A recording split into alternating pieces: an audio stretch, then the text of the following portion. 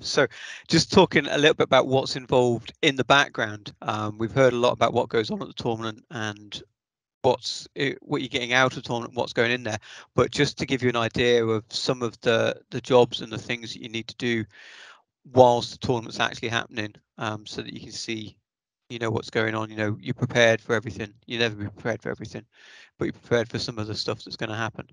So I've split it into two sections. So we're going to look at the teams at schools, and then we'll also look at the college side of things as well. So the schools, when they get when they're finally registered and they've got all their equipment and they've got all their gear, they need to get it all together. And first of all, they've got to build all their obstacles they've got to negotiate themselves around. They've got to build the robot, design the attachments for the robot, build and program the robot. So there's loads of just trial and error going backwards and forwards, and they're doing it in different teams. Some of the schools have split their classes up, so they'll have a team of 10 students and they will have 4 students working on this task, 4 students working on a separate task, and another 2 students working on a third task.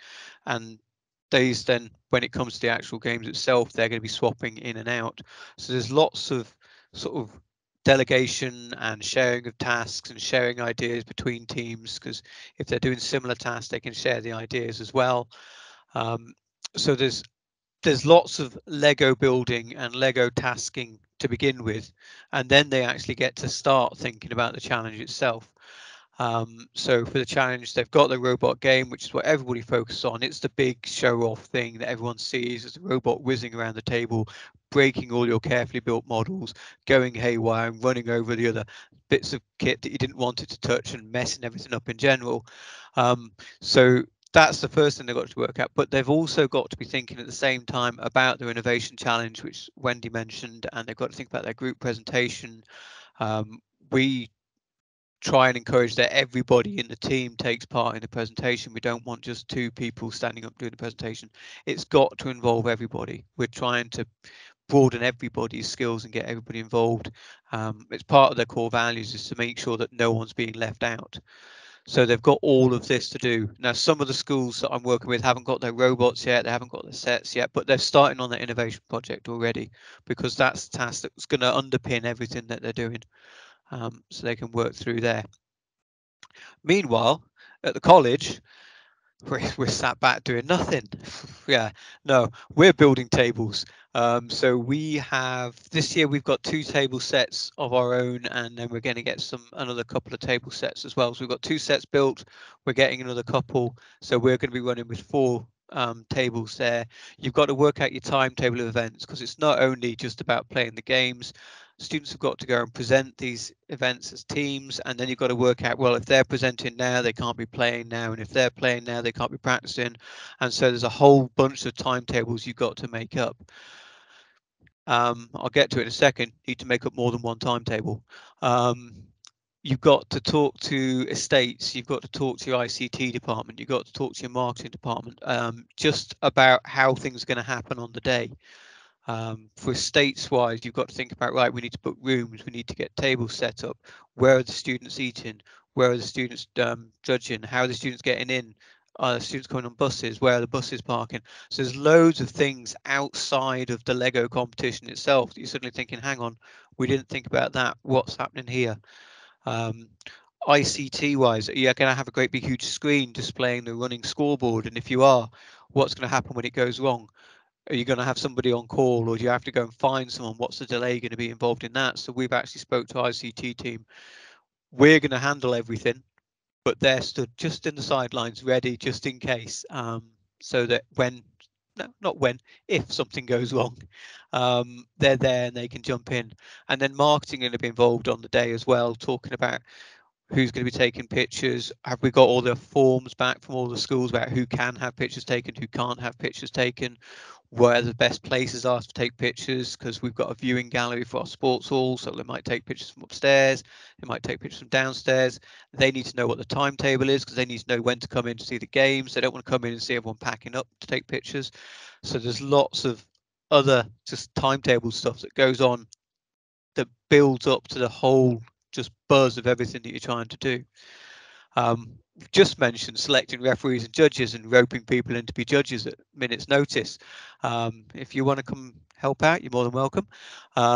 So you want to pick referees and judges. We've got some referees, table referees that we've used. They come down year on year, so they've got a lot of experience.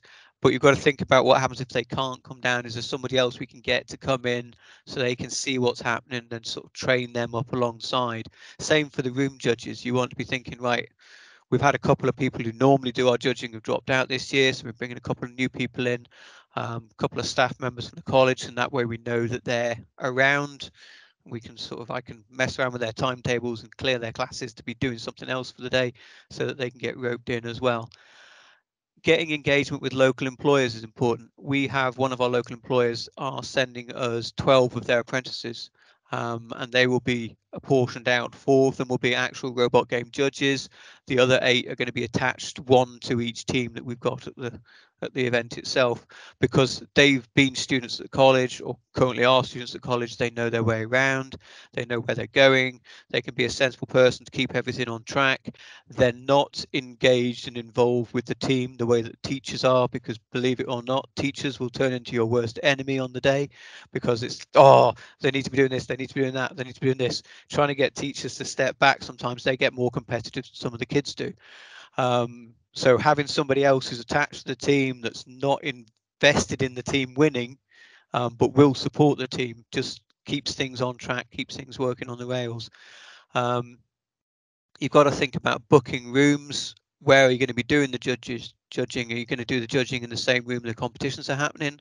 You can do them somewhere else. We tend to do them somewhere else because it means that they're away, they're not listening, they're not competing with the other noise that's going on. It does mean that the other teams don't get to see what ideas are being shared as easily, but it does give you that chance to present on your own, and you've got people who are nervous about presenting as well, so it sort of gives them a little bit of a get out as well. And then you've also, it's been mentioned as well, with marketing, as well as marketing on the day and the event itself, you've got to think about promotion in advance. So we tend to put things on social media. We send things out to the schools. We've got a list of schools who are involved. So I've been out to one of the schools already. I'm going out to another school in the next couple of weeks, and just keeping them involved, making sure they know what's happening, making sure they're all engaged. And that's all before we even get to the event itself. So then we actually get all the buses start turning up, all the teams start turning up, and everything's starting to come together. They're all coming in, they're getting the tables, they're looking around, see what the people have got. Oh, we didn't bring this, did we bring that? Who's got a charger? We've not got a charger. So there's loads of things that are going on within the team on the day. It's like, right, you've got that bit, who's building this bit, what order are we putting stuff in? So they need to start working together as a team. A lot of the time they've worked in small bits at the school, they've been working on their own tasks, but suddenly on the day it's just the 10 of them. There's all these other teams, they're looking around, there's all these strange people, and they've got to come together and help and support each other. They've got to react to the way that the robot goes on the performance. I've already alluded to the fact that the robot will just go haywire. So sometimes it's a case of that didn't work, why didn't that work? Let's have a look at the way that the models have been built at the college. Have we built our models differently? Is there something we've done wrong? Is there something with the table setup? We've had teams that have built it and their mats have been on a carpet, whereas ours are on a wooden surface. So that difference, the softness to the hardness of the tabletop, can make a difference to how the wheels are gripping the mat itself. And so there's all this sort of adjustment and adaptation they've got to make. We had a team, I'm trying to think now, was it 2 years ago, 3 years ago, turned up and they could do one task really well. And they could do it spot on, perfect. But they did that one task and they realized they were getting 20 points. And the other teams were doing 3 or 4 tasks. They weren't as clean, they weren't as smooth and well cut, but they're getting more points from it. So this team went away, they looked at what they was doing, went away and programmed in on the day 2 more tasks. And they were talking to the teams about, how do you do that? What do we do this? So there's a lot of additional skills they're going to build on the day. And again, we've had teams, core values, teams have lent other teams tablets, they've lent them chargers, they've lent them bits of Lego. And so, as well as for their own team working together, they need to work with each other. And of course, we get to the final bit where we're celebrating or commiserating when we're handing out the trophies and getting everybody just cheering each other on, getting the old table drum rolls going, just keeping everybody engaged and everybody sort of behind everybody. Even if you've lost, you're still cheering everybody else on, because you're obviously giving the prizes out. You're cheering. You don't know if you've lost everything, so you've got to sort of keep everything happy. But behind the scenes on the day, it's a different story altogether. You've got your timing, you've got your plan, and just as they always say, the plans never work once they reach the light of day. You've got to keep track of where all the teams are. The teams go off to do their judging, and then got to make sure they're coming back in time for the next bit. You've got to keep track of where they are, who's with them, what they're doing at all time.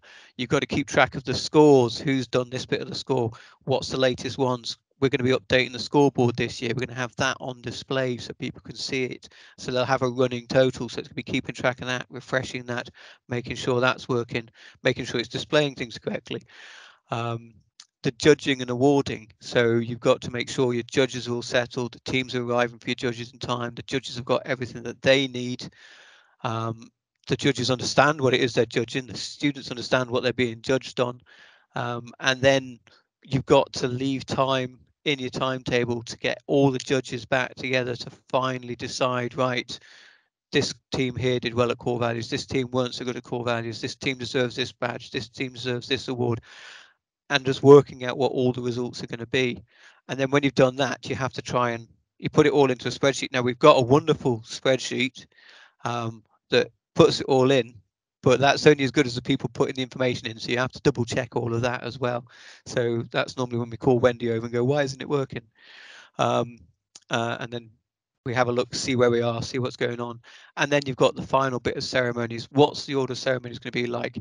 Are we calling up, which awards are we calling up first? Who's got an award? What order are we doing it in? Because whatever order you had it in, there's going to be a team that's going to win 2 trophies. It's going to happen, and they're going to end up next to each other. So you need to split them out so it's not the same team going around in circles. So there's a lot of on the spot, just thinking, reacting, changing, altering little things, tweaking little things here and there.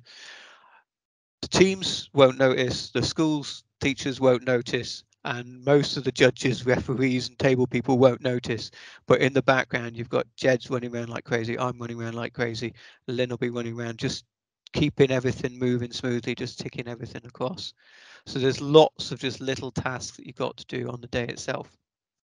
And then finally, one last slide is just the benefits itself, just for everybody, is just that whole student experience, just that chance to come together and meet similar students, similar ages from different places that you probably would never meet and probably won't meet again. Some of them swap contact details, etc. And so the teams do keep in touch. Some teams come back and it's, oh, it's that team again, we played them last year. So it's that building of relationships between the schools and between the students themselves. You've always got that lovely moment when the S3s and S4s, so the 15-year-olds are walking in all proud as punch, oh, our robots can do great, and then they get beaten by the 10-year-olds with their little robot that's got fancy flowers stuck on the top while it moves around the table. But they don't mind. It's all part of the fun, it's all part of the game, so it builds that experience between the two of them. The schools, the 2 different schools, it builds the relationship, and this is why we're partly doing it, is builds that relationship with the school and the college. We're constantly trying to get into the schools to sort of recruit students for the courses, talk about what we're doing, and just having that foot in the door from the Lego competition. All right, yeah, we're coming to help you with the Lego competition. While I'm here, I could come back and I could talk about the course we're running next year, or I could talk to these students, or we'll have things on display for the students, for the older school students. Say, oh yeah, we're doing this here. We're doing something similar as well, and it raises the college profile locally with the employers as well, because we're trying to get more of our employers involved so that they see what's happening. It all goes out on Twitter on the day, multiple times a day. There's things going out, loads of people following it, loads of just information happening about what's going on, and it helps us. It's been mentioned before, promoting STEM in schools, just raising that awareness. And of course, it's just great fun. It's a day I get to step away. I turn my emails off for the whole day. I get to go to college and play with Lego. I mean, what's not to like?